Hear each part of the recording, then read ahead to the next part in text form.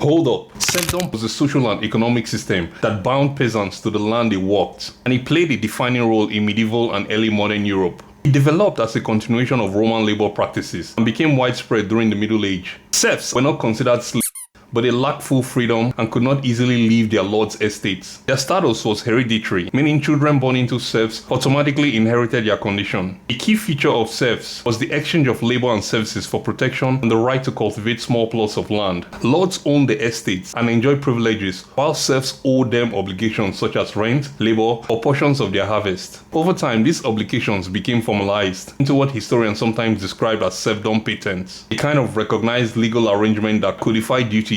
The serfdom system was not uniform across Europe. It was harsher in Eastern Europe and gradually loosened earlier in the West. In countries like Russia, serfdom was deeply entrenched, and peasants were heavily restricted in their rights. Russian serfdom resembled slavery in many respects, and those affected had few rights. In Western Europe, economic growth and the rise of towns weakened serfdom by the late Middle Age. Also, pandemics in the 14th century accelerated its decline as labor shortages gave peasants more bargaining power. Still, in places such as Prussia, Poland, and Austria, serfdom survived much longer as a tool for controlling rural population. The patents or decrees related to serfdom often reinforced the authority of nobles over peasants. Some monarchs used these patents to balance power, rewarding nobles while keeping peasants tied to the land. At the same time, resistance from serfs was not uncommon, with revolts erupting in various regions. Enlightenment thinkers in the 18th century began to criticize serfdom as outdated and unjust. By the 19th century, the system was largely dismantled across the continent.